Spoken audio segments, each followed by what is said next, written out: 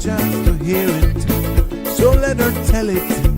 People on the streets say Sabrina speaks. Tune into the show, she will let you know. Tell all your friends and family.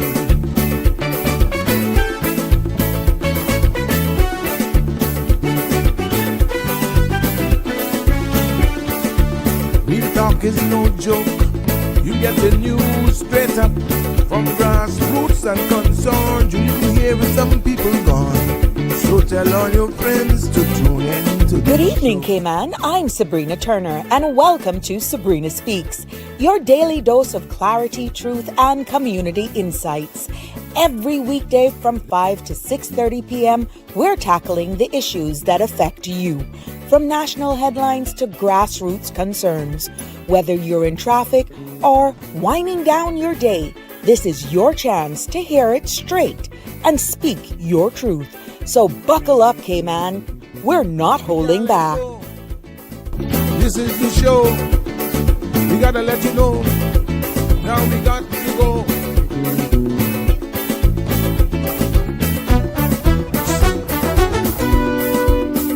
And now here's Sabrina.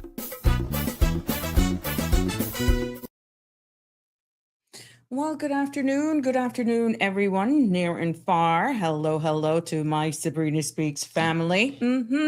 How are you on this wet Thursday evening here in the Cayman Islands as we make our way out of work and hit the roads? The roads right now are going to be very, very sleek and slippery, of course, because we're getting some showers. Prospect definitely got some today, and I know for sure in town, but right now it's raining pretty hard. So we want to tell you to exercise extreme caution if you're out there on our roads, and get home safely this evening. But welcome to another episode of Sabrina Speaks. Yes, we're back with you this evening. Voices of the Islands, Conversations for the World, the podcast where voices rise, stories unfold, and inspiration takes center stage. For those of you just joining me for the first time, hello, I'm Sabrina, and you're in tune to one of those broadcast and live podcasts. It's coming live from the beautiful Cayman Islands, right here on CMR TV platform, Monday to Friday from 5 until 7, where we elevate talk, civic engagement, civic education, as we continue to grow in this virtual space. Yes. And this evening, our episode will be no different from all the other ones. We continue to learn and grow here in this space, because tonight, my aim is to be stepping into a part of our democracy that most people never truly see, but sometimes you hear it. Are you able to identify it? And what we're talking about is parliamentary privileges. Sounds technical, right? But even distant. But its impact reaches into our homes, also into our businesses and our daily lives. And it can be a shield to protect honest debate, or a weapon that destroys reputation with a single sentence. But before we go further into today's edition of Sabrina Speaks and getting more into that topic, I want us to just peel back all the layers. That's what we're going to do. Honest talk about this power and why it exists, and what happens when it's also misused. But remember, we love to hear from you. Yes, that could be by means of WhatsApp, or you want to call in and join the platform live, or you can even leave a comment right here on whatever social media platform you're streaming us live on today, because we want you to be a part of the discussion.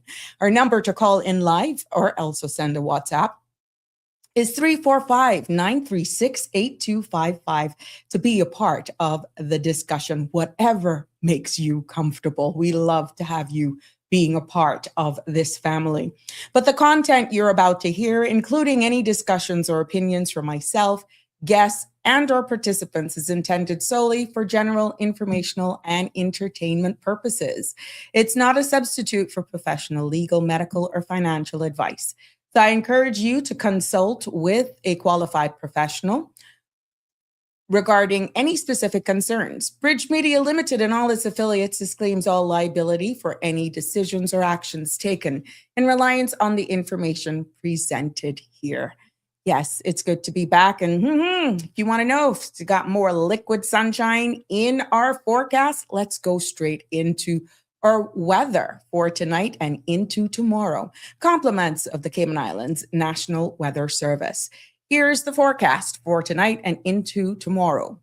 Synopsis calls for light winds with smooth to light seas are expected across the Cayman area for the next 24 hours due to a slack pressure gradient across the Northwest Caribbean. Radar imagery shows patches of showers offshore the western coast of Grand Cayman. Now, the forecast for tonight calls for mostly fair skies with a 20% chance of showers. Temperatures will fall to the mid 70s and winds will be northeast at 5 knots or less, becoming light and variable at times. Now, seas will be slight with wave heights of 1 to 3 feet. For tomorrow, the forecast calls for partly cloudy skies with cloudy spells and a 30% chance of showers. Temperatures will rise to the mid 80s with a heat index of 95. Winds will be east to northeast at 5 knots or less, and seas will be smooth with wave heights of less than 2 feet. There is going to be a high tide at 5:34 this evening and a low tide at 11:55 tonight. The sun will set this evening at 6:33 and sunrise tomorrow morning at 6:36. Now, the outlook is calling for similar weather conditions through Sunday afternoon. From late Sunday, an increase in cloudiness with scattered thunderstorms is likely as a series of troughs brings to the affected Northwest Caribbean. There you have it for your weather that's covering us for tonight and into tomorrow, and definitely getting you knowing what's in store as well for the upcoming weekend. So for all of you orchid lovers and for all of you out there with your plants, I see you. You get a break on your water bill unless you have a cistern or something like that. See, Mother Nature's taking care of you this evening. It's good to see you rolling in. Just remember to tell a friend and look what we got for you. It's that time coming up. Mess with Sabrina. There's so much good things in store that's coming as we continue to evolve and develop here. And I'm definitely developing my skills. Give me a thumbs up if you like what you're seeing. I am doing my best here and my training is definitely paying off. But it's time now to turn our attention into the news. What's making the news and top stories across the Cayman Islands, Caribbean, and international this evening. Yes, we turn our attention right now to opposition leader, Mr. Joey Hugh, is urging the government to ease what he describes as overly strict regulations on slower e-bikes and micro-mobility devices. Speaking in Parliament, Hugh warned that the current enforcement approach is undermining greener transportation options and making sustainable mobility less accessible for everyday people. He argued that Cayman should be encouraging safe, affordable alternatives, not pricing people out or over-regulating low-speed devices. And in other news making local news headlines today, government coffers are looking unusually healthy after Lands and Survey Department reported a massive jump in stamp duty revenue up to 64% higher than projected, marking one of the strongest years on record. Now, while the increase reflects booming property market, it also raises ongoing concerns about affordability for Caymanians, especially as overseas buyers continue to dominate high-value transactions. More on local news. The controversial Aqua Bay redevelopment on 7 Mile Beach is officially heading to judicial review. A group of residents successfully challenged the proposed 10-story project after developers attempted to block their case. Now, the court has now cleared the way for the challenge to proceed, meaning the future of the development remains uncertain as legal scrutiny intensifies. We will continue to follow development on this story and more. Let's take our shift and turn it into the Caribbean region here this evening.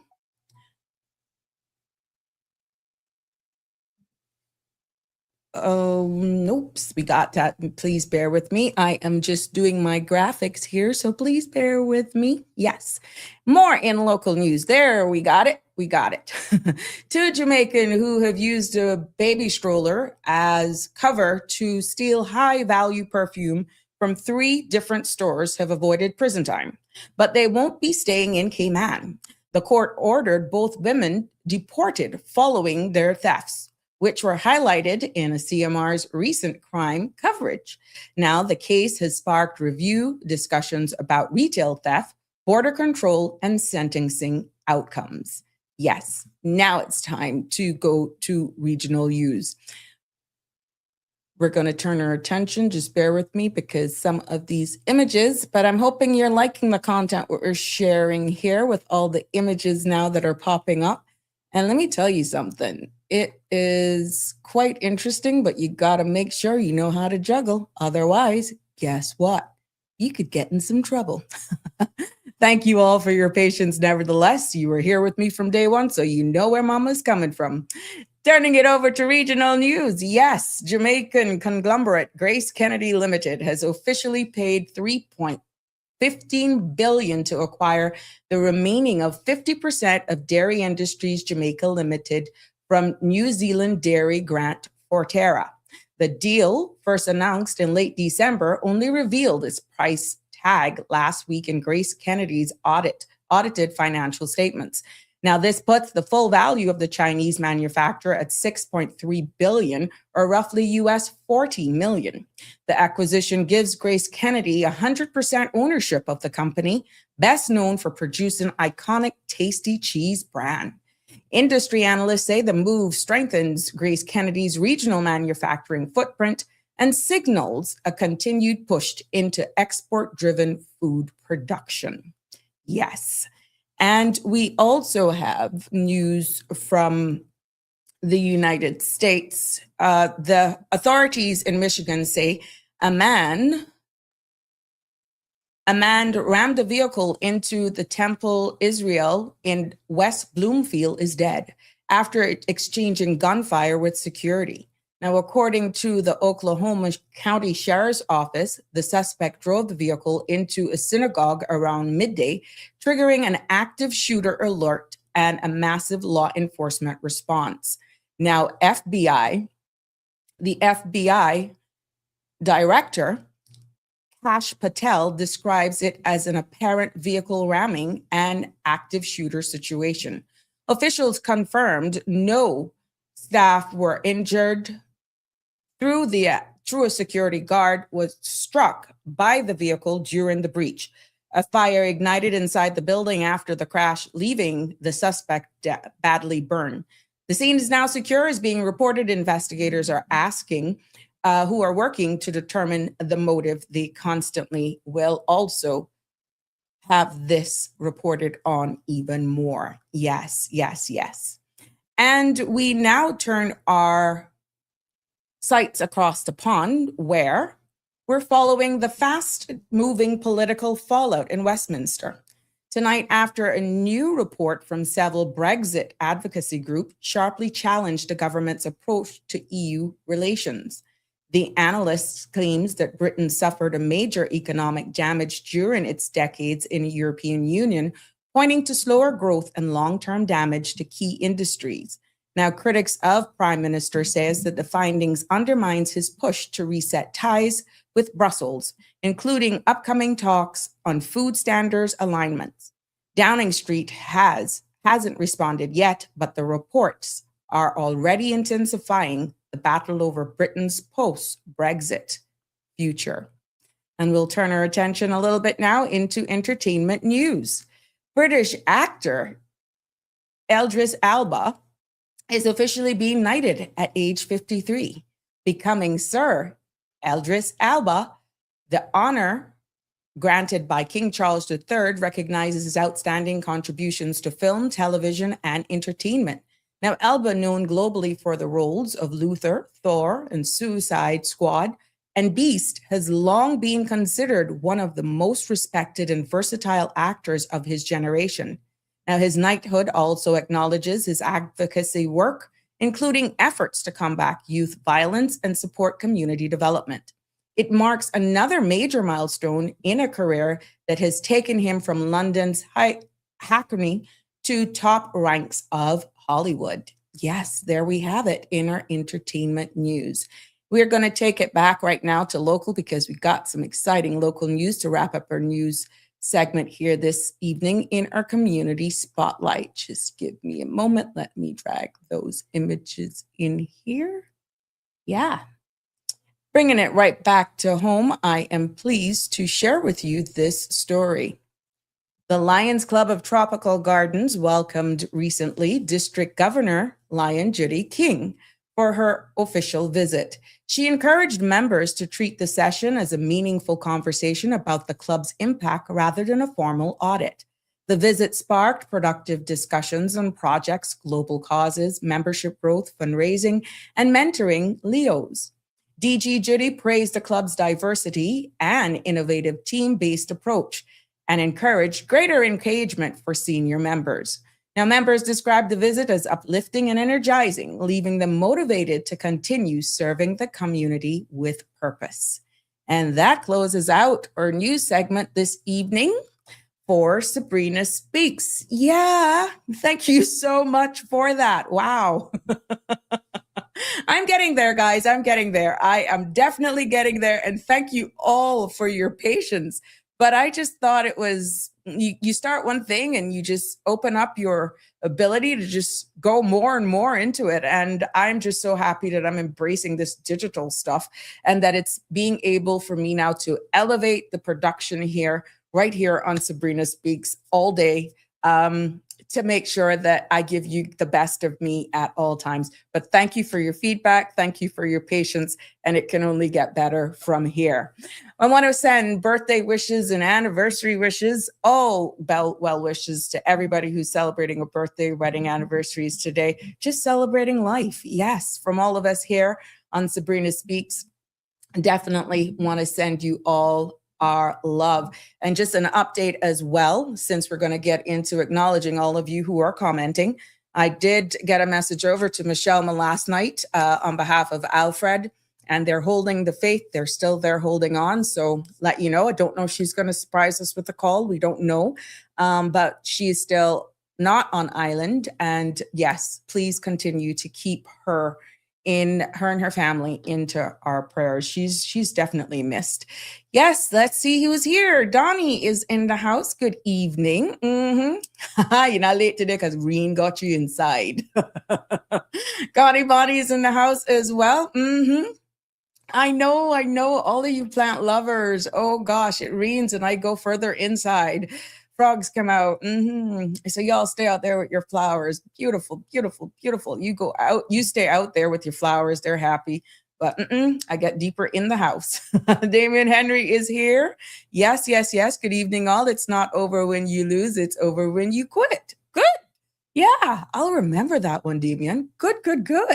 Hey, Andrew, how you doing? Everyone's here.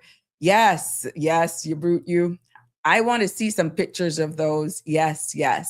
Thank you very much for the feedback. I got different segments. I got different, if you see the flyers as well, guess what?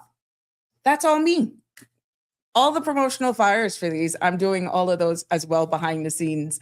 And so it is constant building, constantly improving on all that this new role in my life is pretty much consuming me, from content creation to researching to producing a full-fledged program to hold you all for 2 hours, and also create some bandwidth for breaking news. Remember, the vision for this space is that we will one day very soon also be on radio. And my position in Q is 5 to 7.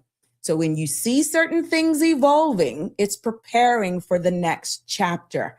So this space is what it is. It's a virtual podcast space, but we will also be on radio as well eventually. So as we continue to build, why not improve myself, invest in myself, open myself up to learning new things. And I'm going to tell you, it is sometimes overwhelming, but I know for where I see us going, I cannot lose at 52. And I will encourage you to just open up, embrace it, take it one step at a time, and whatever field you're in, try to update yourself on the latest advancement in digital stuff so that you're not left behind. Because I tell you, even now that I'm still in the learning phase, I get a little frustrated sometimes because I can't get it quicker, or I make a mistake, or, at that age of 50 something, you get brain fog and you forget. And you're like, what did I do then? It's a bit frustrating, but look, I'm not going to give up because I see the fruits of what I've been able to do here in such a short time. And I have to motivate myself. But when I see it all come together and I replay it, I critique myself. I'm my worst. Oh gosh, I'm really hard on myself. But I constantly want to elevate my game, but I'm excited as I don't know what to tell you when I can do these graphics now to help myself and to just be able to deliver them. And here we are today. But it's good to be back with you. Hey, Sonia. Sonia's in the house. Yes. Thank you. Open Mic Friday, we get some information and we're going to definitely share it with you, and that's tomorrow. So anything that's on your mind, you want to spark, I've been getting some information on a story that I'm working on, so I'll share a little bit of that with you tomorrow. That's the open mic section, so we want to make sure you tune in for tomorrow, whatever's on your mind. But you know how we do it here as well. We make sure that if at any time we're discussing a matter and you want to call in and it may be something unrelated, but you actually want to get it off your chest, something we can expand on. It's amazing how welcoming, embracing this space is. We welcome you. Don't feel any way. Just be respectful, even with your comments and your calls. And as we continue to teach and learn and educate right here in this space, I needed to share this with you that I know local government scholarships. I need to bring this to your awareness. The deadlines for these applications are the 30th of April. So you go on to the Ministry of Education's website, Education and Training website, and you can apply. So I want you all to make sure that if you have a child or children who may be interested in local government scholarships for creating higher education and opportunities for locals, there you have it. You can go onto the government website. And if you want to apply, please note that the deadline is April 30th. So go ahead, go get as much information as you can right now on this so that when it's time for you to file your official application, that you definitely have the supporting documents and you know exactly what to do. Other public service announcement is that the Department of Education Services as well will be closed tomorrow to facilitate a staff function. So normal business hours will resume back on Monday, the 16th of March, and the department apologizes for any inconvenience this closure may cause. So just know that if you got any businesses going on at the Department of Education Services, please note that they will be closed tomorrow. They won't be open at all. So if you didn't get it done today, you got to push that back push it forward actually to Monday when they will reopen. And that's for those who need to get the scholarships. Yeah. So there you have it. Public service announcement. We share it here with you. For those of you just joining us, good evening. Welcome to another episode of Sabrina Speaks. Yes, this evening we're going to be breaking down things that shape our society. Try to do it as we always do it here, plain, simple, straight to the point, as layman as we can be. And of course, you're welcome to join in.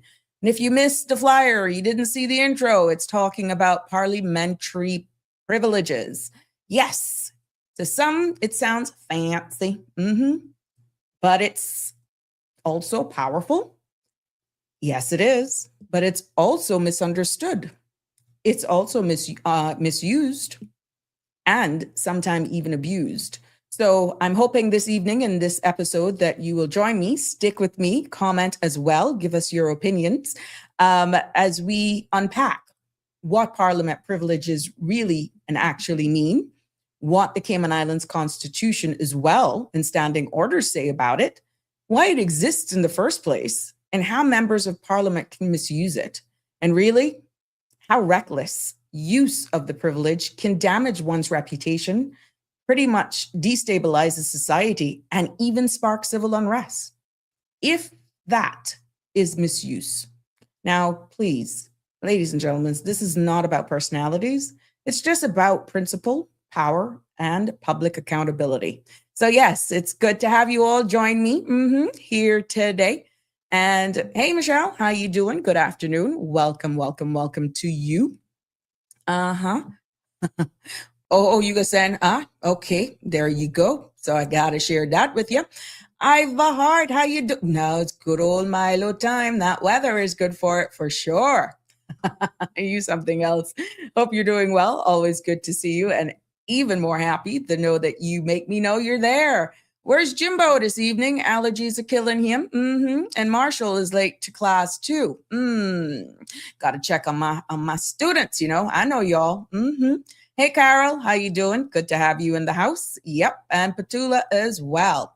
Now let's get into it and talk a little bit. Let's get into the basics so you understand what's happening and what it means. You can recall, and I think Sandra shared one of her shows the other morning that highlighted something that was said on the floor of Parliament in this last sitting, that a member of Parliament got up and stated that there was a cluster of a sexually transmitted, or there was allegations of someone who may have been involved in some activities, that there could have been a cluster of sexual transmitted disease in one of her districts. Well, there are just certain things that is being said, and after that was said, it prompted an investigation that put public health, HSA, and the Minister of Health on high alert, and they had to go to fact find these things. However, you know how the news go in a small island jurisdiction. That was a flare up in the public's domain for, if I'm not mistaken, over the holidays or just shortly in the new year, that was actually rumored. But of course, nothing came about it. It died until this fourth sitting of the 2025-2026 sitting of Parliament, when a member of Parliament got up and brought it topical again. Now, even if it was an example in order to bring home a specific point of the importance of public health, tying it then into the importance of, let's say, public health surveillance, if there's anything having to do with the immigration law. I don't know what the true context of it was, but the emphasis was on the fact that it was alleged of all of these things. And after it was said, investigations by the relevant government authorities yielded no truth. They couldn't find it out to be truthful based on what they saw on their records. After their surveillance, it was deemed to be untrue. That sparked this whole thing of parliamentary privileges. And the only reason why I use that as an example, because it's so relevant. There have been other situations and other issues of things and utterance being said whilst members of Parliament is sitting on the floor of Parliament, that there is sometimes no truth. It's to make mischief. And it actually has caused some serious damage. People have lost their relationships. It has impacted marriages. It has impacted businesses' reputation. It has impacted people's reputation. And you're like, what's the recourse? Because they're protected by what is parliamentary privileges, okay? So I thought it was important for me to highlight this, to bring this to your awareness, that as members of civil society, you would hope that there are certain things that are said by our elected members of Parliament, knowing the fact that there's someone there to represent us, the power in itself of their role, the platform that they have is powerful. And whatever they say not only goes down in the Hansards as record for life, but then really and truly It's an open place where they're protected under certain privileges. So what it is, parliamentary privileges, in layman's terms, it really is a legal protection that allows members of parliament to speak freely during parliamentary proceedings. And that speaking of freely is without fear of being sued for defamation. Or even prosecuted for what they say. And really and truly, inside Parliament, this is a fact. Members of Parliament can say things that would get the rest of us dragged into court. And you may say, well, how they can say it, and what do you mean? Why? Because that is how the system is designed. It's open debate. It's transparency. Kind of takes on a different meaning now, huh? It's the ability to challenge government's actions. Listen to that. And the freedom to raise issues without intimidation. It's meant really to protect and not to protect egos. The whole idea behind it is to protect democracy. But sometimes they flirt with their egos. And because of this protection and speaking freely, not within the confines, let's say, of bills, national policy, or strategy, which is why I did that disclaimer before. Now, if this was brought up to align, and I stand to be corrected, with a policy, immigration, or something, then fine. I only use that as an example because it's relevant. But I need you to be alert that when certain other things have said, maybe in the next sitting, maybe something may have sparked something in you from previous sittings, and you're like, holy crap, how could they say that and not get in trouble? You know what that caused that business? You know what headache that caused that family? And you're saying that in your mind, and you're like, why? That's why. Because members of parliament are protected under parliamentary privileges. Yes. And in the Constitution, it actually has it. In the Constitution order, it outlines that the parliament has the power to regulate its own proceedings, and that members have certain immunities when participating in those proceedings, as long as you can tie it to whatever is being debated. But you know how that goes. Once you can get very creative and be very slick and smart, you can get away with saying some things. And you know, Cayman, we're a small jurisdiction. All you got to do is connect the dots, and pretty much you got most of the times of what and who they've been talking about. Yeah. But in this case, under the Constitution order, it doesn't mean, or it doesn't give the members of parliament a blank check. Okay? It gives them, yes, the freedom to propose public service or services, and not designed for personal attacks. But how do you know how crafty persons can be, or how it can be crafted to not appear as though it's a personal attack, but yet it's already out? The fundamentals and the foundation of our Constitution actually gives them the freedom for the purpose of public service. That is the freedom it gives them, but not for personal attacks. And when a member of parliament rises to their feet in open debates, not everything is going to be given. It's not a speech, it's not a statement or nothing like that.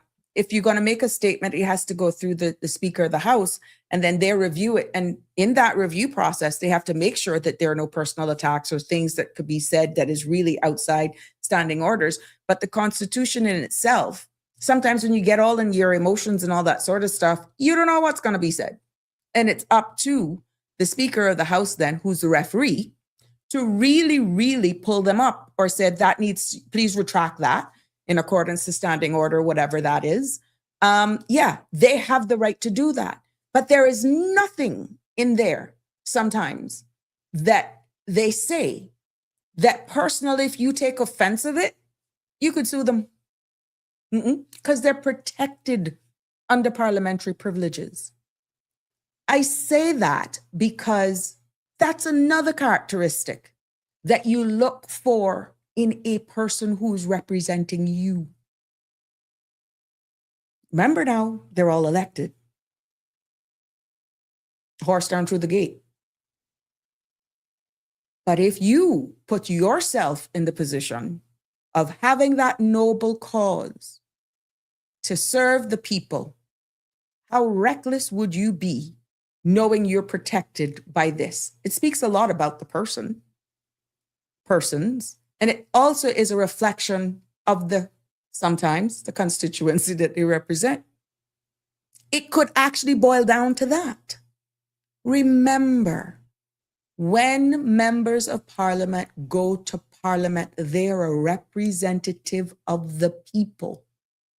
So yes, you can say, well, I didn't vote for that one. I didn't vote for this one. At the end of the day, they're representing our country, opposition, government, all one people.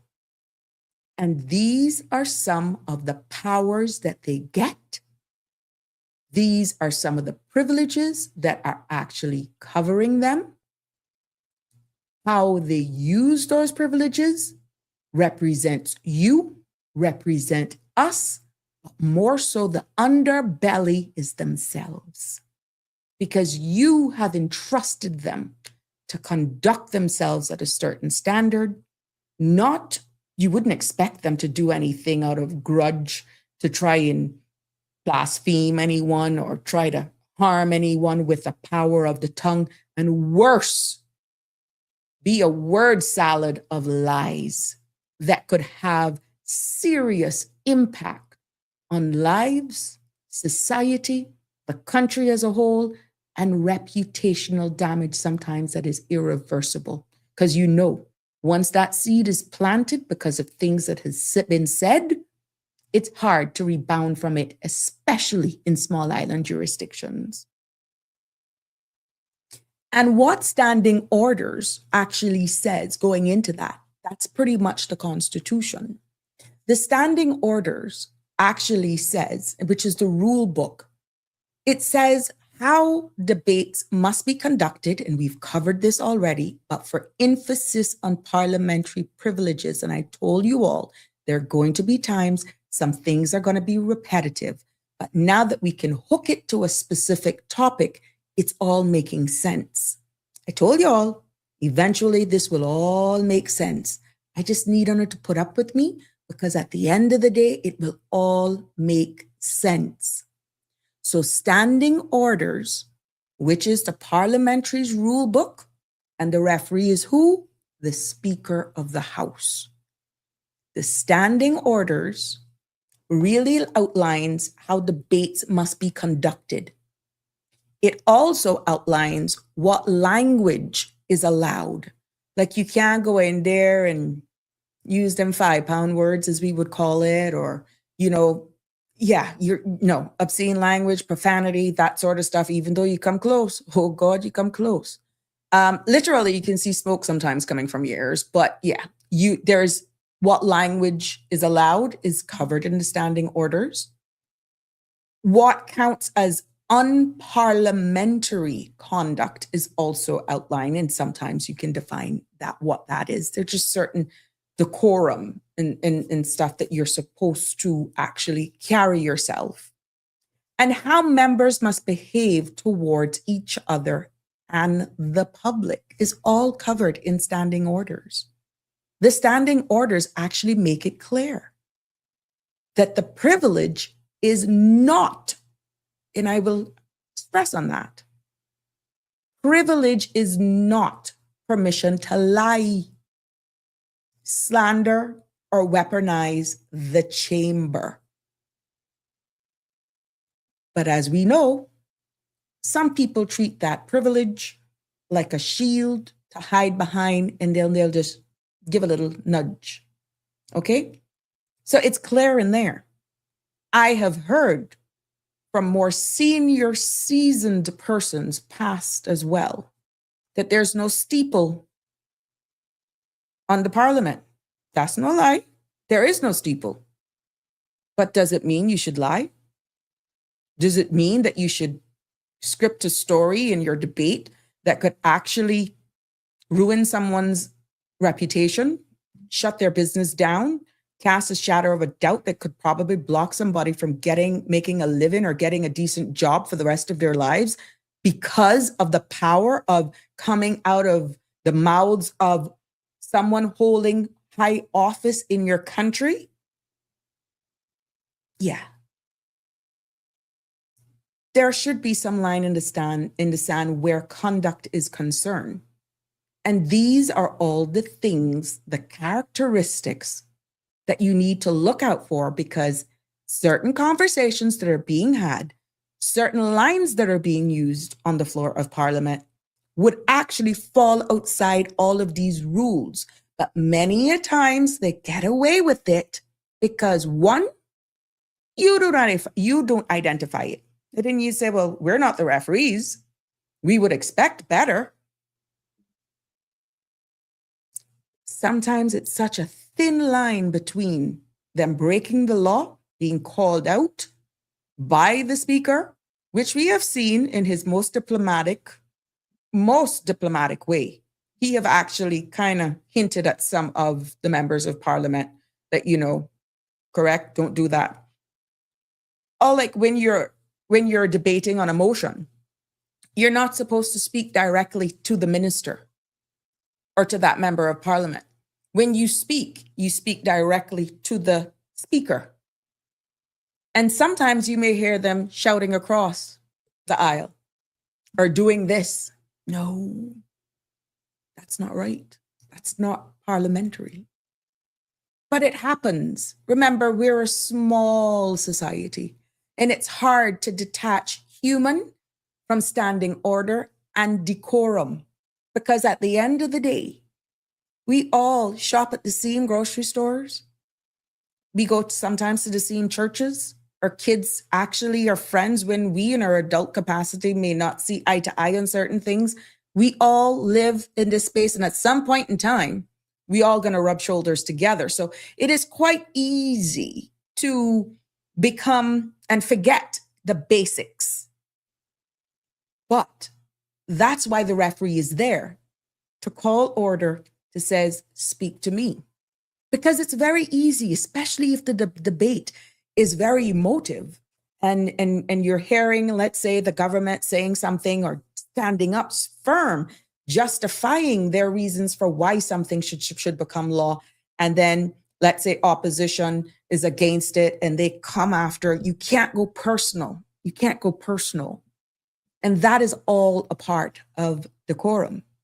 So it's those things that even when you are under the most pressure, you have to swallow it. You literally have to bottle it up and maintain a certain decorum. And for God's sake, try to speak the truth. That will set you free.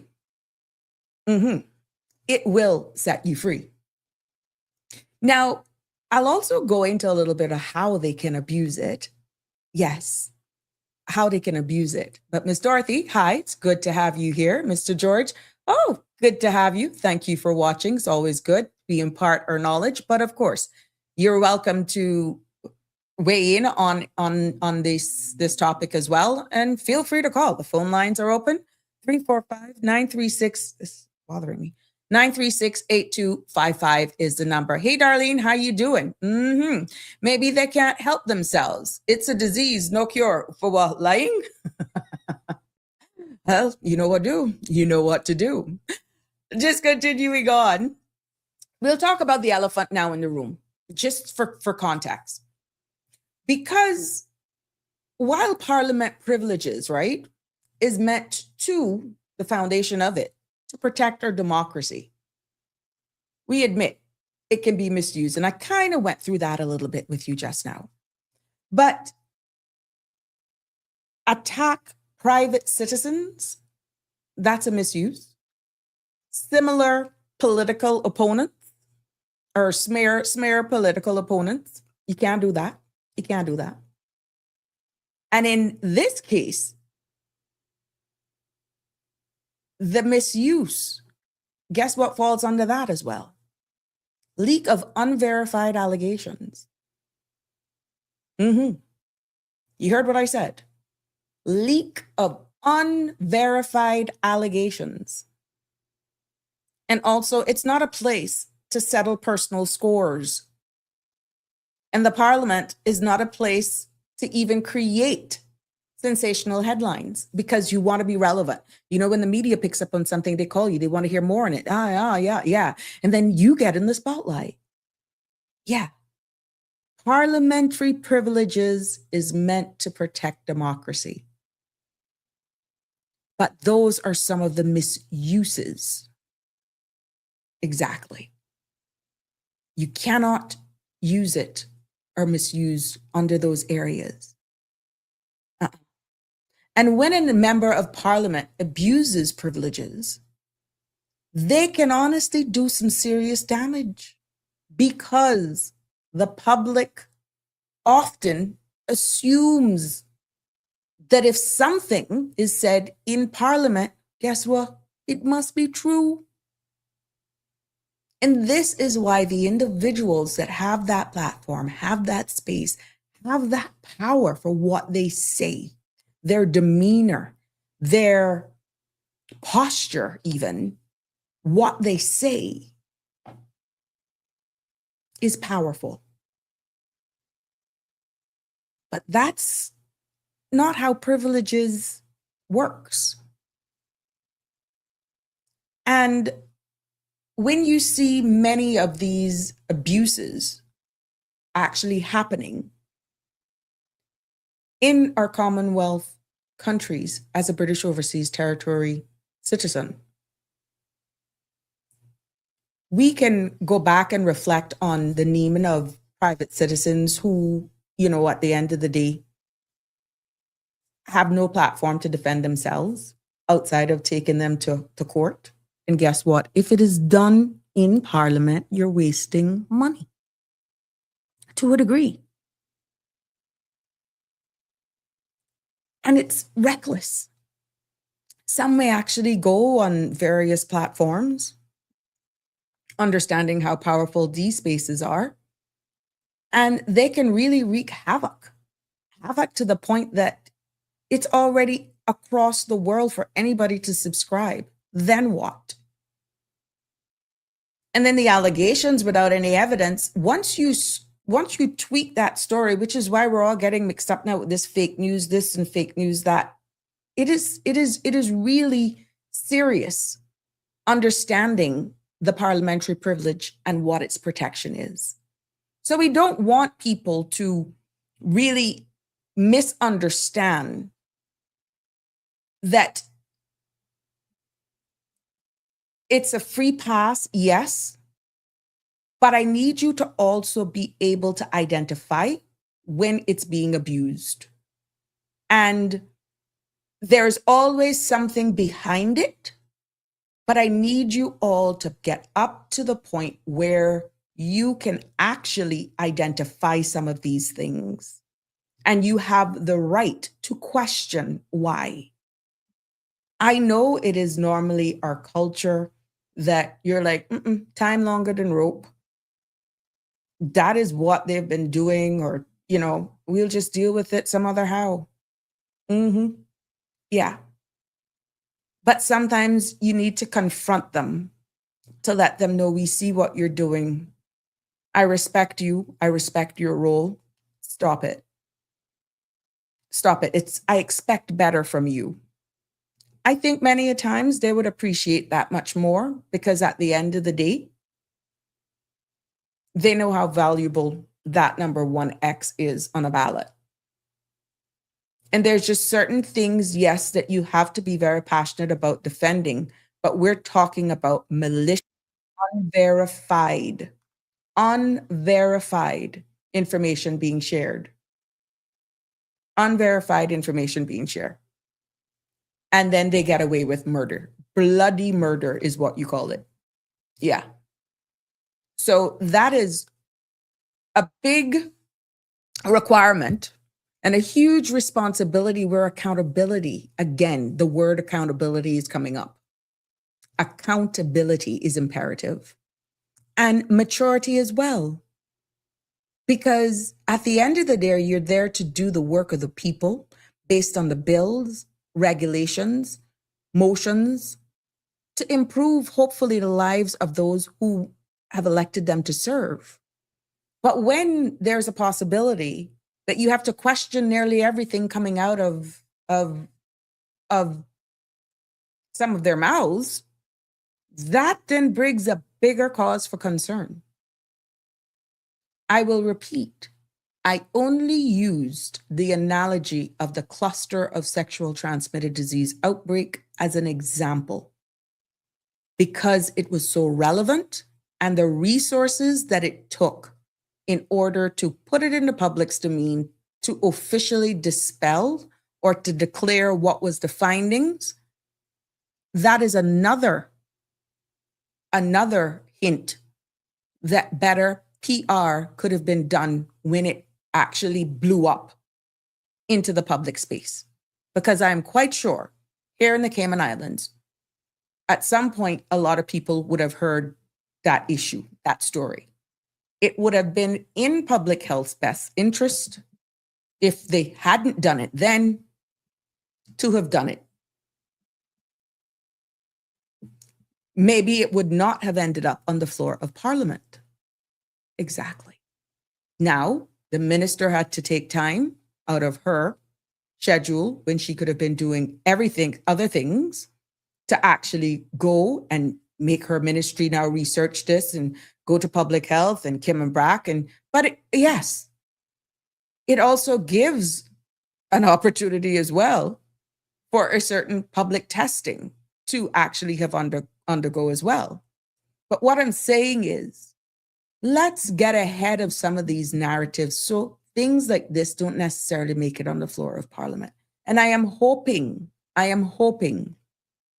that at the end of the day, even if, let's say, something like this was to come up again, it would be handled in a more respectful manner. And I want my colleagues, former friends, to really understand their role. Some may say, well, who she thinks she is? She only did 1 term. I tell you what, if I had gotten 2 terms, he couldn't stop me. Because where decorum is concerned, I knew what that was. I know what it is. But there have been some that have had multiple times, multiple opportunities. It's a joke. How do you feel about that? Because in the real world, the consequences is real. And the fallout could be devastating. Yeah, because when these privileges are actually abused, the damage doesn't just stay in the chamber. It spills into our streets, workplace, and homes and businesses. Because you know how it goes. You hear this one with him, this one with her. Oh my God, such a good wife, such a good husband. Look at there. You know how it goes. You all know what I'm talking about. You all know exactly what I'm talking about. Darlene says, personality disorder. Mr. Fullerton is saying debates must be of good qualities. Yes, it should be. It should be well thought out, well researched, and in your debates, whatever the motion that is tabled on the floor of Parliament, it should not, or it's not allowed to go outside what that motion entails. But sometimes we will, under our breath, but yet it's picked up. And it's actually causing a problem. So the damage to reputation is that, in actual fact, an MP can destroy a person's name in 30 seconds, if not less. And guess what? That person then may spend 35 years trying to rebuild it. If it is a personal reputational damage that is being done. Yeah. And the impact that it can have on, let's say, somebody's business. A careless allegation on somebody's business can actually tank the company's revenue. It can scare away investors, customers when they just decide to not go. It could even cause banks to freeze accounts. Or worse yet, collapse a small business overnight. Yes, that's the business side of things. And under the big auspices of this conversation is that it doesn't have to be true. This is what damage it can cause. Even if the allegations is false, that can be the damage. Now think of this one. Remember, somebody said yesterday or day before yesterday when we were talking, what if we didn't want some of these amendments? How could the public actually say, stop, let's rewind this. The question came up here on the forum, on the platform. I says, well, saved by people going out there and getting on the front steps of Parliament and say, stop this now, and definitely get their attention. What are you going to do? Remember? That goes into even more emotive reactions of civil unrest. We have heard Mr. Balika over and over again saying how much times decisions can be made or statements can be made in laws or speaking before something even goes through cabinet to approve, how it could actually cause the downfall of an elected government. It's no different when it comes to parliamentary privileges and just being reckless based on your power because of your very nature of you being a member of Parliament. And when members of Parliament use their privilege to inflame tensions, for example, they got the undercurrents, they got the supporters that would do anything for them. Yeah. Also, vehicles to spread misinformation or target groups. That in itself can divide communities. That can create hostility in an environment. And it can be an aid, an accelerant that could actually fuel protests and also destabilize public trust. Some may say that's not who we are. Oh no, but I can remember the days when this one walked from the glass house those days to the front steps of the then Legislative Assembly. We can't say it has not happened here before. Now, has time changed? I don't know. The last big outcry that I heard that I knew of was when it was the vaccination? That was my time. Yeah, but still, with what we're seeing happening now, and even then, it's like, this is not by any means saying this is what we're going to be because we are this society, we are that society. I'm just highlighting the power of a member of Parliament's title, the power that they have, the responsibility that they have, not only for themselves, for their country, and definitely remember now with single member constituencies, You represent everyone. Whether or not you have worked out the percentage of how much you need based on the total registered number of persons that are vote in your area, and you can work out, oh, well, that percentage, if I get 300 votes there, 600 votes there, 120 votes, good. I just need to keep those amounts happy. Who cares about the rest? If I got 600 under my belt, 300 under my belt, good. It doesn't matter. When you are finally elected, everything that you say has consequences. And yes, you have parliamentary privileges, but it stretches far beyond an individual. It could impact society. It could impact business. And it can ruin and destroy even marriages. Yes. Children going to school. And this is why I brought it up here. This space is powerful. There's a huge responsibility for podcasters. And this is why I will never take advantage of this space. Because I know the good it can do, but I know the dark side of it as well. I see it every day. Yes. And for you to have that type of respect from the community, it says a lot is in your fiber, your very own being, your very own existence. It speaks a lot to you as an individual. Darlene says, our children in schools give better, sensible debates in our parliament. Did you watch it?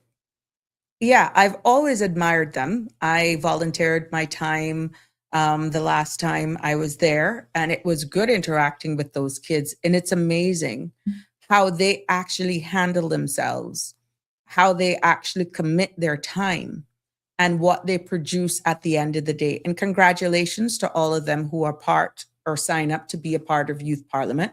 Thank you to Ms. Zena and the crew as well for actually doing that.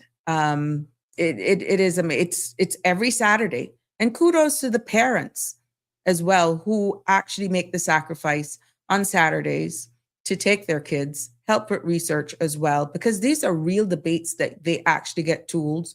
And thanks to the ministers and elected members of government who take the time out to really sit with these leaders of tomorrow when they actually want to interview you or to get information from you to really hear really how it really works behind the scenes. So I want to thank all the staff at the Parliament who makes this possible, who give of their time, and to all of the aspiring leaders of tomorrow who are a part of the Youth Parliament. Good for you. Congratulations to you. And I'm hoping now as this school comes to a close, that we'll have other interested children or young men and women interested. And this actually, that, Darlene, comprises of all schools who want to take part based on the age group. So it's not only government schools that are participating, it's also some schools or private schools. And if you see how those kids actually put together, they formulate, and some of them even go away to represent us. So congratulations to them all. Now, we said about the damage that it could do to families as well. I don't want us to take sight off of that. Bearing in mind, again, talking about the children and the impacts it can have on personal and family harm. Because when someone's name is dragged in to Parliament,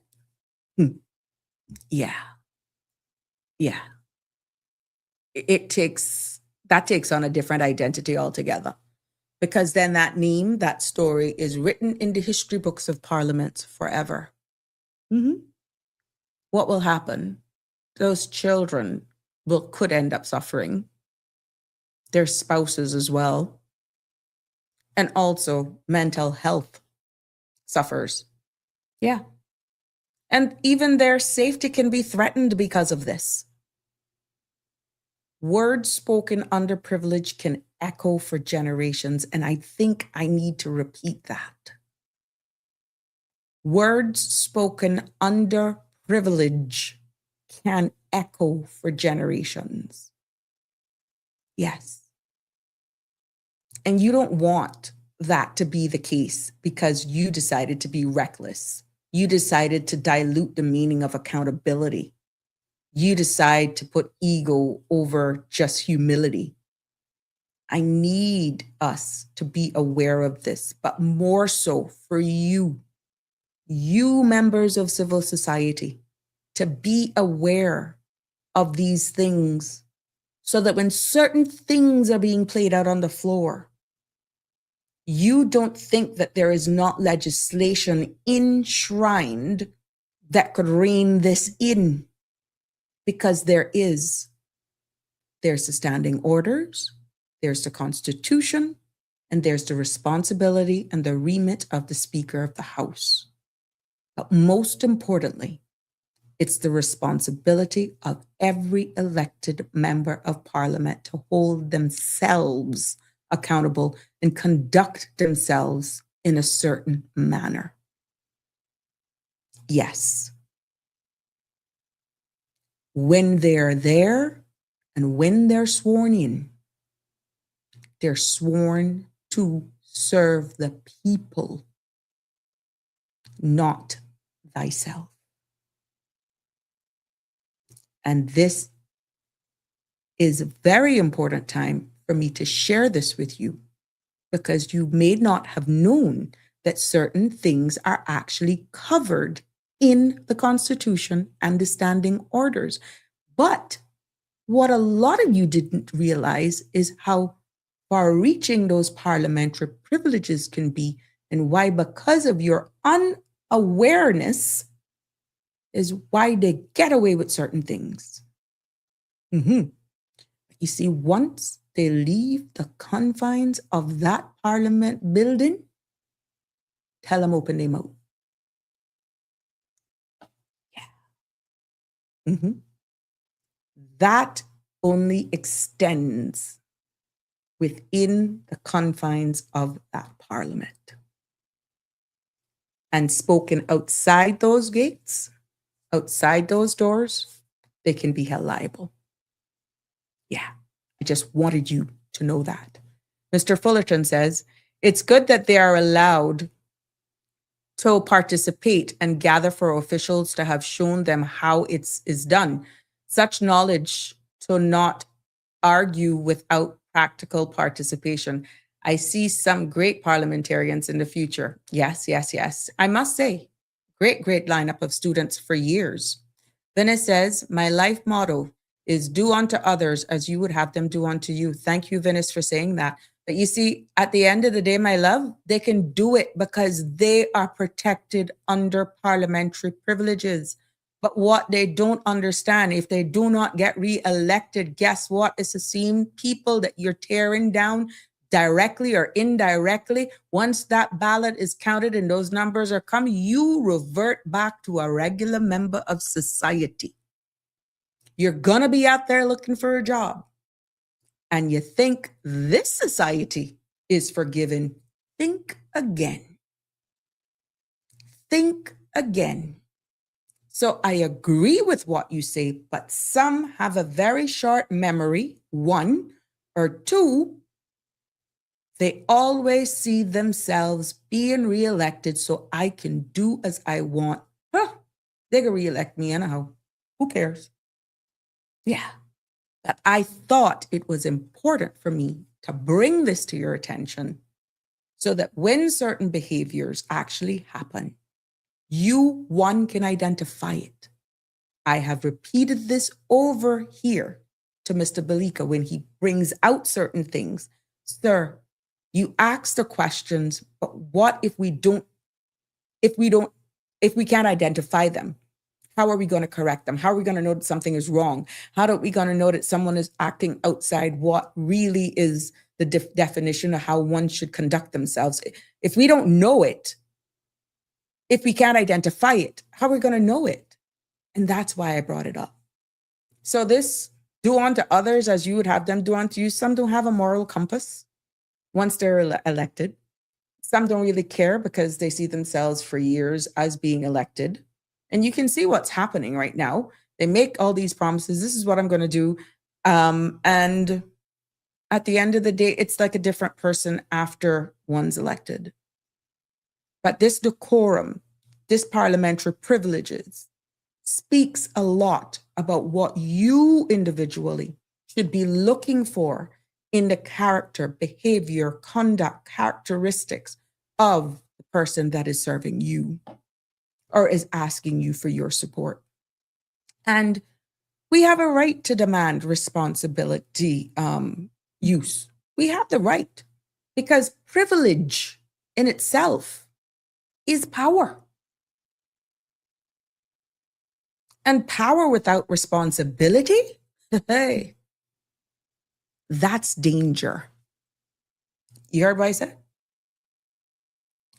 Power without responsibility is dangerous. I need you to realize that.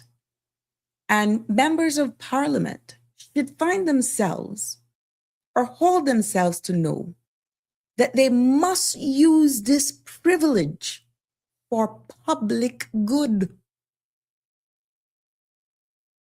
Avoid naming private citizens, for example, unless absolutely necessary. And also, if you're going to make an allegation, present evidence. Don't glorify bold and italic rumors. And follow standing orders.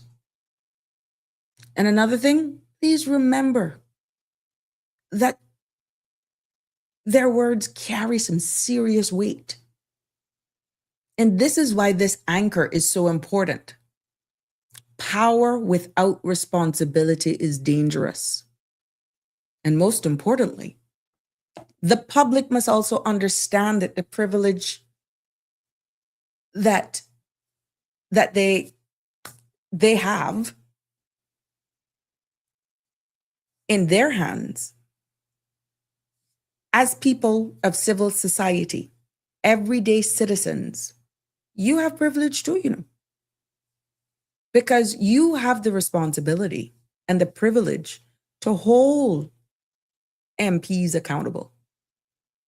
You actually have the right to recognize when those privileges are even being abused. And I'm hoping that today, this narrative, as boring for some as it may be, that you will be able to identify in the future when it's being abused. And also demand and expect higher standards. Because democracy is not a spectator sport, bottom line. And we have a responsibility because all of us, every single one of us has a role to play. And I'm hoping that when you recap all of these things and you see certain things, you don't allow yourself to be shrouded in anger or disappointment or say well, it don't make no sense. Good come I could get it, bad come I could get it. No. With these tools, with this space and opening up what was always there, but breaking it down into layman's terms, I'm hoping you now can appreciate even more that you shouldn't get angry with yourselves. Be thankful that you're actually taking the time to either view this, understand it, put it into perspective at your own pace so that you're better equipped and armed for the next chapter. Because as long as we remain or decide to just stay in the shadows and fall for whatever is being spewed, let's say, during a campaign or one-on-one conversations that just happens during a particular season, but after that, it's dead silence. Yeah. At the end of the day, you're in a better position right now to identify. But we all have to be realistic, bringing it back to the parliamentary privileges. We talked about the committee stage amendments yesterday and exactly what that section means and how important that is. And now today we talk about the parliamentary privileges, how it can ruin children's future, how it can impact your mental health, how it can create civil unrest, how it can actually impact your ability to earn bread, how it can close your business down. That's powerful. That's power. And it doesn't take the faint at heart, we know, to run for political office. It takes a special soul. It takes a special kind. But it's an equal balance as well in one's character, personality, and their ability to work best under pressure, but also the expectation that comes with that role and the decorum that is required. And that is a responsibility on both parts. We all have a right to whoever you're putting out there, the personality that you're putting out there on display, to convince someone to support you in your run for political office. Think about all of these things. Think about what we have discussed, even in the Constitution, but more so, think about this very important tool, this very important privilege that one has, that if goes unchecked with their ego, the long-term, sometimes irreversible damage that it could have on a person or business or society. Andrew says, true. It is like driving a powerful car that you have been given to drive, but you have passengers that you have to take safely. You are not driving for yourself. Every decision you make is not for yourself. Correct, Andrew. Beautiful analogy. Beautiful, beautiful analogy. It's like driving a powerful car that you have been given to drive, but you have passengers, which is every one of you voters, that you have to take safely. You are not driving for yourself. Every decision in this case you make is not for yourself. Well said, Andrew. And it is so true. It is very, very true. And this is why when we look back now at where we're coming from, where we are, and what we hope to be, you are given the tools based on the level of discussion, based on the presentations that we present here, in all honesty, to improve our future trajectory. But that depends on what goods is on the shelf that's making themselves available to be bought. In this case, not physically bought. Who put themselves there? Yes. And this is by no way advocating change or whatever. I'm just highlighting the obvious of parliamentary privileges.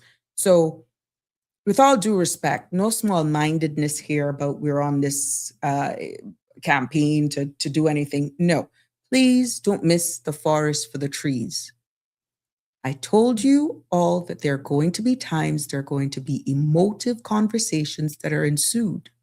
And it all depends on your level of intellect, your maturity, and how thick your skin is to not take these conversations or these presentations out of context. And should you even go down that path, it speaks more about you than the topic at hand. We're just being very candid, sharing sound information on the topic of parliamentary privileges that can be found in the Constitution and in the standing orders. And I'm only bringing context for the matter of civic education, civic knowledge, and to impart that to every citizen who wants to subscribe and take advantage of it. And for those of you who appreciate the presentation, it is my honor. But that is why we live in a society that we have to respect each other's opinions.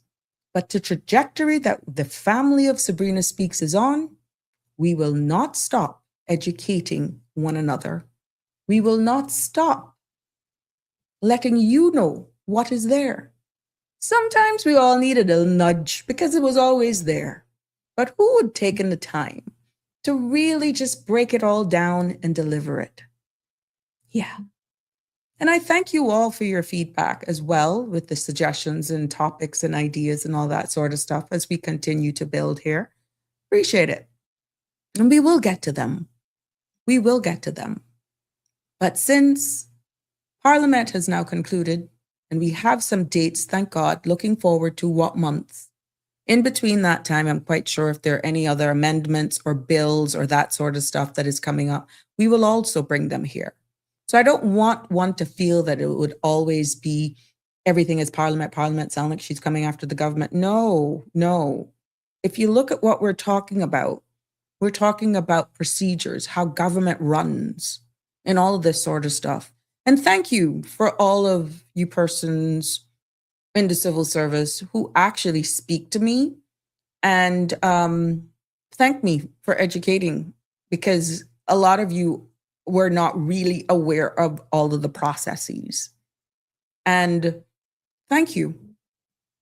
And I'm not here to make anybody feel bad, because every day I learn something myself as I have to research and prepare and deliver.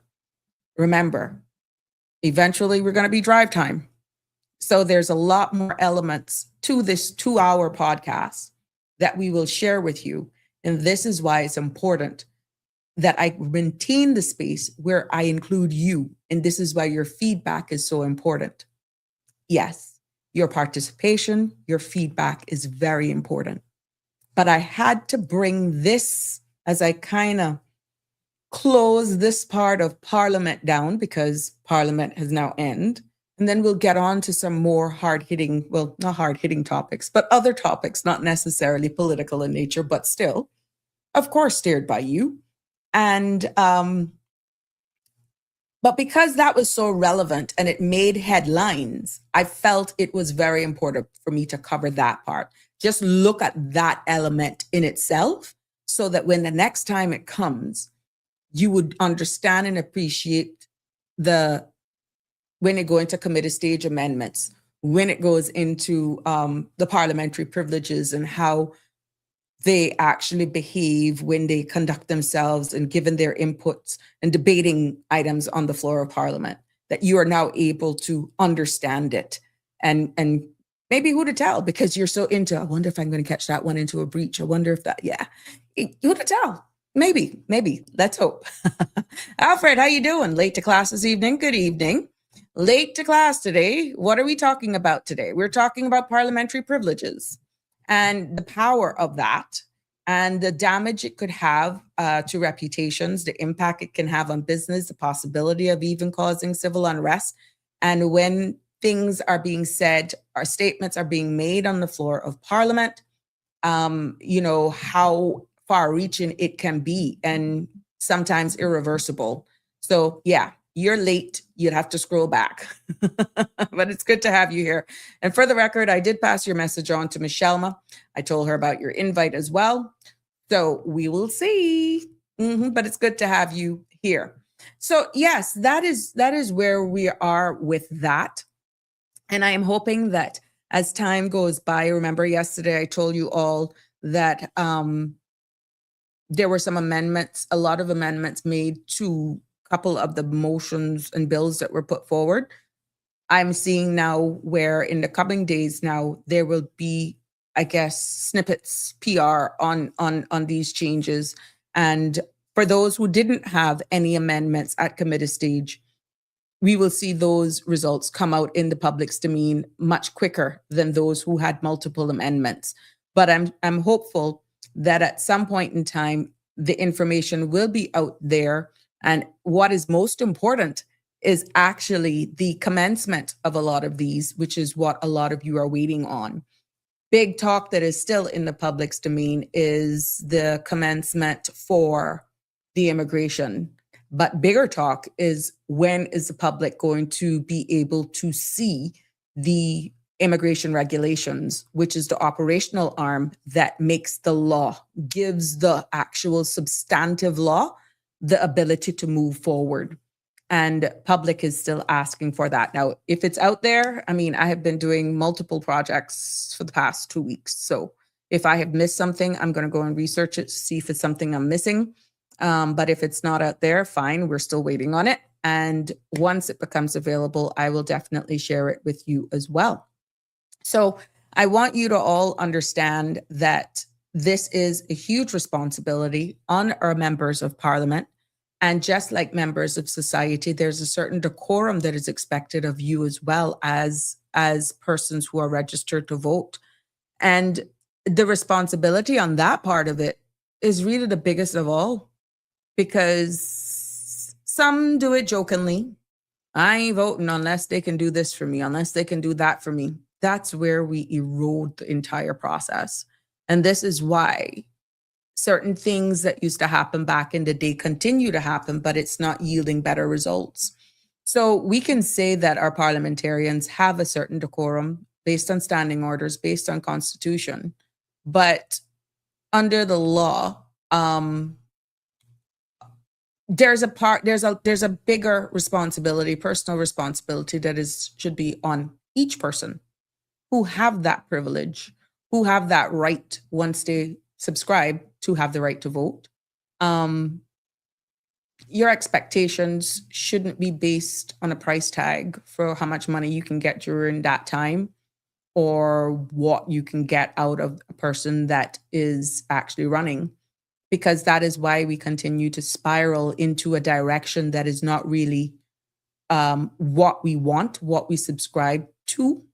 And what do you expect? Somebody got to pay for it at the end of the day. Oh, yeah. So if the demands within voters are so astronomical, and it is the desire of an individual to get elected, they are going to give you what you've asked for. But at the end of the day, 99% of the time, that's not their funds. So what do you want? What do you want? The bigger responsibility, or the biggest responsibility, is on everyone who has the right to vote, and what your expectations are for your vote. And if you're going to sell it, you have just allowed yourself to be sold. If you have a moral compass, if you have any scruples about yourselves, that wouldn't be a requirement. It shouldn't. It wouldn't. And I'm hoping that eventually that will become a thing of the past, bearing in mind that we all have issues. We all fall in some lows at some point in time in our lives. But if it's just so happened to be around an election time and they're willing to roll out the red carpet for you for whatever you ask, or without even asking, it is given, take what you get. Because after it's all the sun goes down, it's all signed, dusted, sealed, you got to put up with that for the next 4 years. And they don't have to visit your door one day after that. You know what? You asked, you got, that deal is done. I'm in. I don't have to visit you again until we getting ready to renew that contract. It's an illegal contract, but that's how cheap you have made yourselves. And then the audacity to say, well, I didn't see them, whatever. You don't have to see them. You don't have to. They don't have to darken their foot in your yard again. Because you asked, you received, they paid. It's a contractual agreement. So I'm really hoping that at the end of the day, as we continue to mature in this space, as we continue to lift up each other, support each other, educate each other, and this isn't only limited here in the Cayman Islands. This goes way back as well, to the region. Well, good evening and welcome to the show. Good evening, and I say well, thanks to Uncle Alfred, at least Somebody must have think something Oh, make us think. I say, well, I'm gone, but I'm not rotten. But at least I'm not rotten yet. Thank God, but I'm not forgotten. oh my gosh, you're a highlight. Let me tell you, for the amount of love, for the amount of missing, Michelma, our thoughts and prayers are with you. Thank Yes. God, hopefully, I think by the 28th I'll be back. Thank, Things looking good. Thank you for Jesus. thank God. Oh my We gosh, had you're to missed. admit him back in hospital on Sunday, but we got him out yesterday and things looking good. He had a little put back, but anyway, he complete his stuff now. But then I still know the woods because when I come now, we're going to do a lot more stuff out here. But anyway, thank God for Jesus. And thank you all for remembering me. I thought about it in long. Oh no, don't you But ever. anyway, thanks, Uncle Alfred. At least somebody love me. And Oh, like, I'm gone. I'm not rotten, but thank God I'm not forgotten. he wants to join in. You call in straight, right? Well, I call him from WhatsApp, I think. What's that? Hold on. Let me, Alfred, hang up. Let me I see if call I him can from merge it. your Let me see if I can merge it. Hang up, because I got to if you're calling straight, Shelly, let me see if I can merge it. Because if you're straight, I'm gonna disconnect you. Let me see what I can do. But I have for you and it's on my Yeah. WhatsApp. No, you're Yeah. fine. You're fine. Let me add a caller. Hold on. Let's do this Okay. right now. Oh my gosh, it's so good. Even Mr. Balika sends his love to you. I love him too. Mm-hmm. I listen. When I hear him at near today, do the I hear him call. When I can listen, Oh wow. because I'll be busy. Yes, Because yes, we yes. have to feed him Let's and we see. have to Let's feed him, but we will do there stuff. we So, go. There we go. Let's merge this. Hello? hello. Hello, you're live. Hi. Hi, how are you? Thanks for million for remembering me, Alfred. Uncle Alfred, I'm calling you. Okay. Miss Shelma, listen, I keep asking about you. I say, well, wait, Miss Shelma, and I hear from Miss Shelma. I miss Miss Shelma. Miss Shelma need to come on. Miss Shelma, Yeah, we've been up here from November, unfortunately.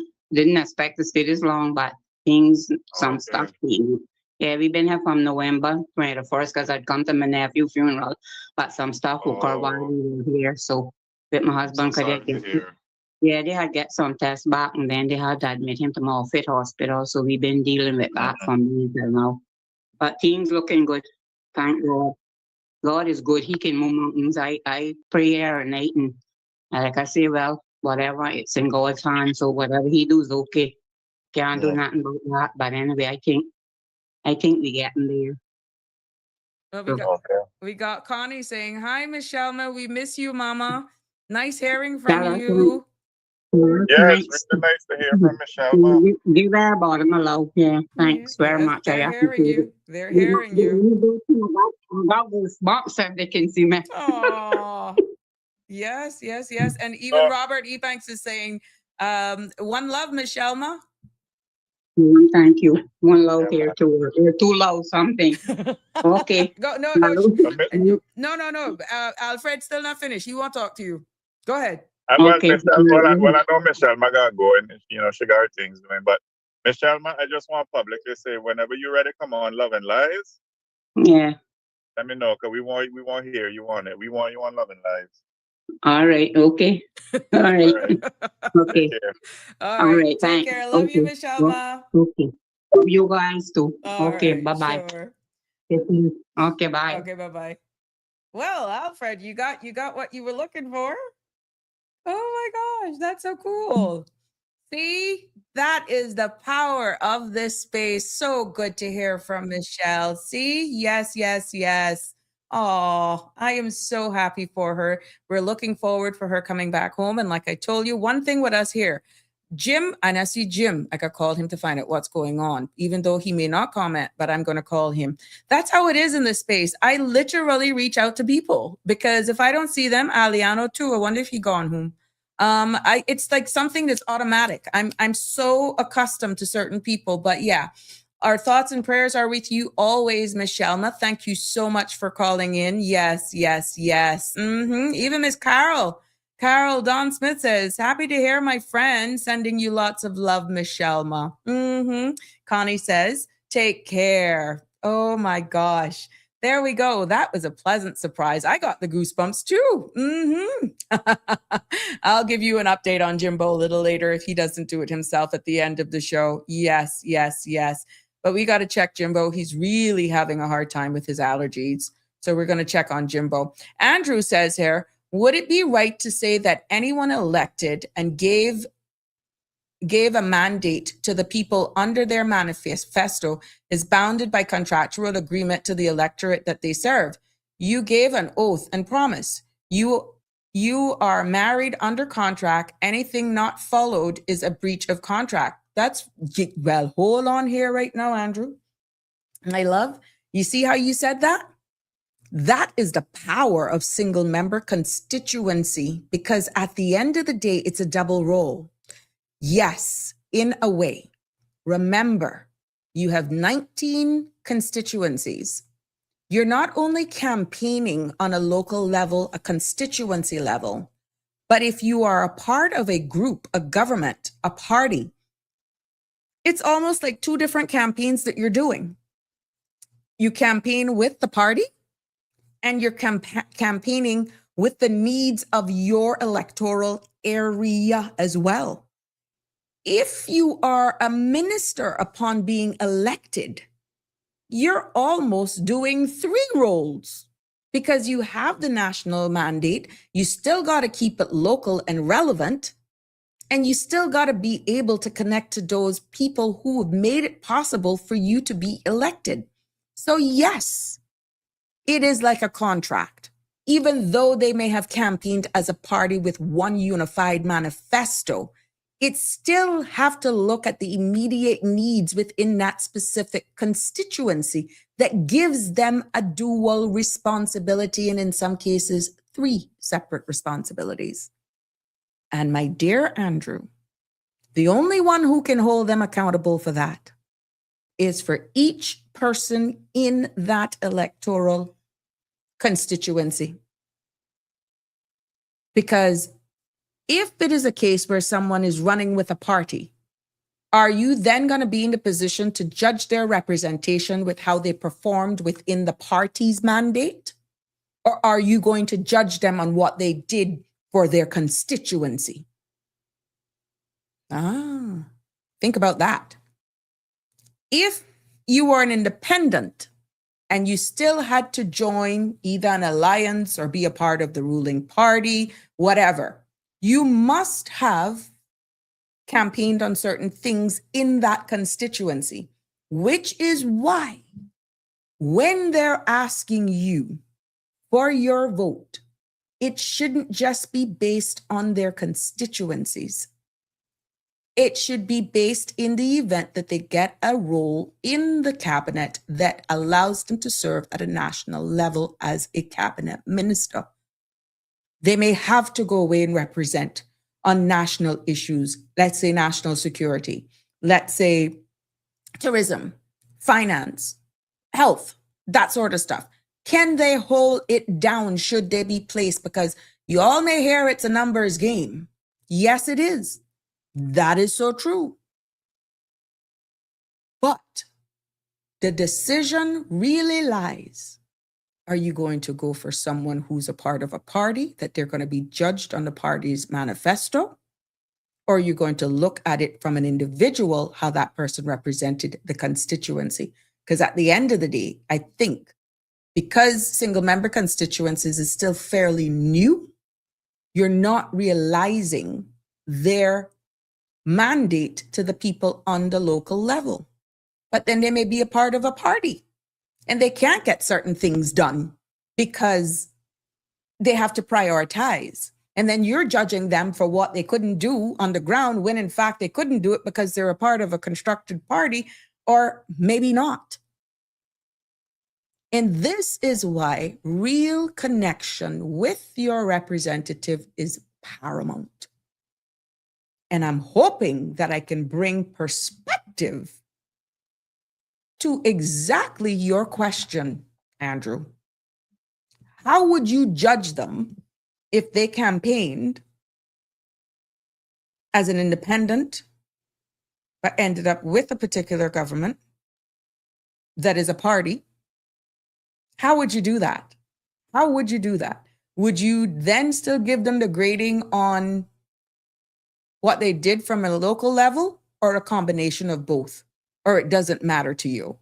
And then what if they were always a part of a party, and this is the party's manifesto, but then you're still judging them on what they say, on what they told you they could do for you on the constituency level, but they can't get it done because that's just not how it's playing out.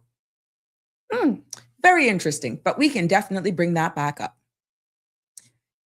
George says, would this be collective responsibility and responsibility by your constituents that they vote you in as an MP? You see, it's a hybrid almost, Mr. Fullerton, because single member constituencies, a lot of people, unless it's an area, I can call this without anything. Right now, between, I would say Red Bear right now, that is known as a People's Progressive Movement dynamics or makeup, demographic. That's the right word. Straight up. Now, if that is shifting, only time will tell.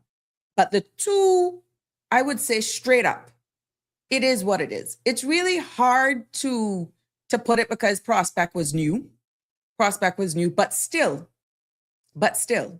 right now, you could say that, I would say Red Bay right now, where I'm registered to vote, is pretty much PPM. You got to know your people, or you got to have a lot of work to do. And you got to look at the results, look at demographics, look at the age group, but more so, you got to be on the ground to know, and you will never know sometimes. Because one thing I give my people credit for, they're the most polite.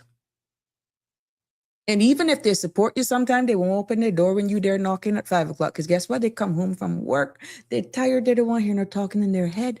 But they support you, you know. Just not a right time. Some of them you will never know. You will never know. And that's the difference in single member constituency. So yes, collective responsibility is one thing. But because of how the construct of single member constituency is, it makes it more personal. You're literally doing two campaigns, and you see it over the campaign. You have these big meetings and all that sort of stuff. Well, I had no meeting in my area. I don't see nobody in this area. Yeah. It's a different dynamic with the single member constituencies. I tell you the truth. Miss Blondie, how you doing, my love? Miss Shelma, may God be with you and your husband through it all. It's good to hear your faith and positive spirit. So encouraging to many. Keep that sweet, positive belief and your laughter. That's so true. Oh, yes. That's true. Thank you, Miss Blondie. Hope you're doing well. Anything for positions and power, Darlene says. But yeah, at the end of the day, the chickens will come home to roost. Andrew, I hope that was able to cover it for you. But you can see the dynamics of how the single member constituencies have actually created somewhat of a hybrid almost of campaigning. And you need some good strategy. And I gotta be straight with you. A lot of times it's really hard to even read them. It's hard to read it. It's really hard to put a gauge on certain areas. You can do all kind of polling. That don't necessarily call it. It's not. Yeah, the pollings, first of all, it's hard to narrow it down without, and I'm not telling you that there are not software out there that you can get it, but even when you got field agents out there, I can have a very, very serious interview, answer every question you ask me, and not one bit of it got to be true. Not one bit of it. And that can skew the outcomes. Yeah. And I think a lot of people got surprised this time. Me? Not really. Nope. Not personally. No. And this is where I'm on the sidelines with some of those polls. I am on the sidelines. with them, because you got to know your people. You got to know your people. And but it's quite interesting how it's going to unfold for how it's going to play out the next time around. Miss Lucille, I hope you heard your friend. Yeah, from the UK, Lucille is up with us. Good evening, Sabrina. Blessings to you as always at home. Did you hear Michelle just now, or are you asleep? Which one? Oy, these girls. Yeah, Michelle called in after long overdue, thanks to Alfred for calling her. Alfred, hey, Alfred, I wonder if you realize the power that you have. OMG, we talking about power and parliamentary privileges here? Alfred, you brought out Shelma. You see that? Boy, you powerful. Had the woman calling in from overseas. You see how powerful you are? Darlene says, not tired when canvassing to get elected and re-elected. Well, my love, we'll see it. Miss Blonde, thank you. Enjoy listening to a strong Caymanian woman. Oh, lots of love to you, Miss Blondie. I'm just here doing what I got to do, following the universe and a higher power. Doing it for all of us. Mr. George says, don't like those polls. They can have a kind of a bandwagon. Yeah, it is. It is. Unless we really narrow it down, let's say constituency. Or you actually literally go door to door. And like I said, even then, Mr. George, you don't get the truth. You don't get the truth. Because a lot of our people are so polite. They don't want to tell you, please, my mind's already made up. But because you're there and we got onto you, but our minds are made up. So that's another thing. You can be polite by saying, darling, I thank you for your time, but I've already made up my mind. You could even say that for the person that you support as a test to see how they would respond, because remember, they don't know which way you going.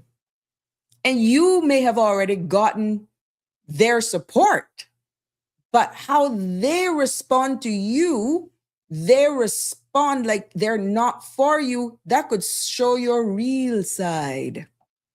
Hint, hint. Yeah. Darling, thank you, but I've already made up my mind. You don't have to come back here anymore. That response goes either way, let me tell you. You don't have to waste your time because I'm not interested and I'm not going to be voting for you. Or you don't have to waste your time because my money is on you. I got you locked.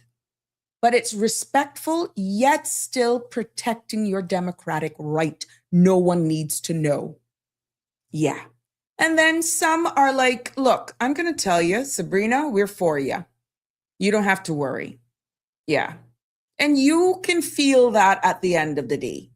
But yeah, it is quite hard to read. And this is why in Cayman, it's almost like a pendulum every election cycle. And with single member constituency, in some areas, it's a roller coaster. So we got a hybrid of everything. We got like a kamikaze now going on. Hopefully in some years to come, it will all balance out whether or not. Yes, you're quite right. Yes, my WhatsApp. But it is. I'm hoping that we mature in a sense where we can have conversations without persons taking it personal. Be able to have good constructive dialogue, good constructive criticism, because exactly the space and the role that you're applying for. If you're so hired, that's when you're going to be under scrutiny. And the boxing gloves are off once you're elected. You got to suck it up, Buttercup. Suck it up. As long as, they're not inflicting harm or inciting harm, you are going to be criticized. Suck it up, Buttercup. It comes with the role. And you still got to show up You still got to smile. You still got to be in character. Yes, that's the role that you signed up for, that you persuaded people that you're the better choice. You're the best choice. You're the one to represent them. But it does come with bells, whistles, and sounding alarm. That's the nature of the game. Miss Lucia say I dozed off. I did not hear her, but I don't leave her out out to be there with her. Oh, okay. Yeah, she did call in and she spoke with us for a little bit, Miss Lucille. So maybe a little later you can scroll back. Yes, WhatsApp says, but political vindictiveness is real, and some voters are very afraid of telling certain people in power or political potential power that they are not supported. Yeah, that is real. And again, another disadvantage, unfortunately, of a small island development state like the Cayman Islands, because everybody knows everybody. The pool is only so big. If you're running or owning a business and you need possible government contracts, which helps out, yeah, it could be detrimental. So I can see that perspective, WhatsApper. I can see that. Definitely, for sure, I can see that. So yeah, but at the end of the day, you must remember you have a democratic right, and you are not at liberty to share unless you so desire which party, if it's a party, which candidate, if it's an independent or otherwise, that you lend your support. Some people don't care. They will go out there where they'll have all of the trinkets and paraphernalia to give their branding, at least you know who they are. And then there are others who, they be like a sniper. They just be like a harbor shark. You have no clue. And you got to respect their right. That's their right. You got to respect their stance. And I'm not going to fault them for that. But it does make the canvassing harder. It does, as a candidate, make your job that much harder because you constantly have to be at it. You constantly have to be at it. So yeah, there you have it. So, ladies and gentlemen, we're coming down to the final stretch of Sabrina Speaks this evening as we close off this season, this chapter of Spotlight on, I wouldn't say politics, but the processes of governments and its functions.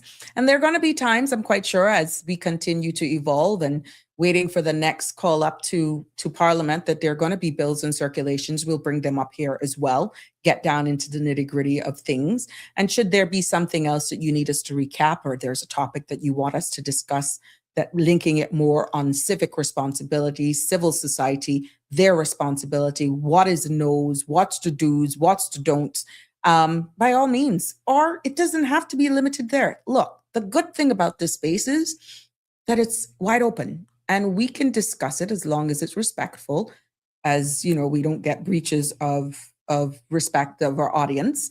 And we're going to bring it here.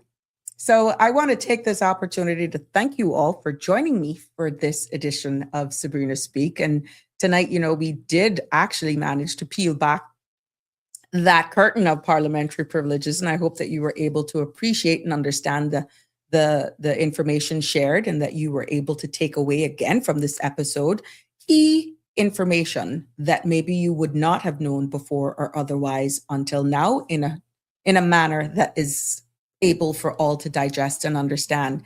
And this parliamentary privilege that we mentioned is covered under the Constitution and covered in our standing orders. It is a tool. And parliamentary privilege as well is a powerful one. But like any tool, it can build or it can also destroy. And that's a huge takeaway that I want to leave with us this evening, because when used responsibly, it protects our very own democracy. But when it's abused, it harms people, it can harm businesses, and it can harm our very social fabric of our islands. So I want to encourage everyone to continue to be vigilant. Don't corner yourself by any means. And I beg you all to don't shut off. I know a lot of things right now are happening around the world. Some of you are a bit concerned. Some are like, I don't care. Whatever happens, happens. But I want to ask you all, please, please do your best and stay informed. Don't get caught in the I don't know, or you only heard the last of a conversation and took it as by belief without researching it or making sure you're contributing to a conversation that is of sound. It's sound. It's based on some facts, not hearsay. And I beg you all to stay engaged, because silence is consent, and that's where you're giving up your power. Also, Erskine May publication used in colonial parliaments. Yes, they still use that as well. Thank you for sharing that, Mr. Fullerton. So my ask to you, and don't be scared, to please let's demand from those who represent us to use their privileges with integrity and discipline, and definitely with respect. And there says a lot more about them than it does you when they go otherwise. But it has been my pleasure bringing you another episode of Sabrina Speaks. Looking forward to joining you tomorrow again for Open Mic Friday. Yes, where the mics are off. The only script I'll have is whatever news. And of course, every now and again, I got a little backup content in case y'all go MIA on me. But yes, tomorrow is Open Mic Friday, and we're turning the mic over to you. Whatever discussions you want to ensue, whatever topic you want to bring up tomorrow, this is definitely the place for you. It has been my pleasure bringing you another episode. Please be safe on our roads. To all of our ladies and gentlemen in the front lines, uniform service, thank you for all that you do. Thank you for your service. To the rest of you, to all of my commenters, to all of my supporters, all of my WhatsAppers, again, love you lots. Stay safe. See you tomorrow. That's a wrap for today's edition of Sabrina Speaks. Thank you for tuning in and for being part of the conversation. Remember, the dialogue doesn't stop here. Stay engaged, stay informed, and most importantly, stay empowered. We'll be back tomorrow at 5 p.m., same time, same place, right here on CMR TV and radio, where your voice matters and your truth is heard. Until then, Cayman, take care of yourself and each other. That's it for today's edition of Sabrina Speaks, where your voice matters, your story counts, and your truth is always welcome. Join us weekdays from 5 until 6:30 p.m. right here on CMR TV as we dive into the topics that matter most to you. Catch the show live or on demand at cmrtv.com. And don't forget to follow us on Facebook, YouTube, and Instagram so you never miss a moment. Until next time, stay informed, stay engaged, and always speak your truth.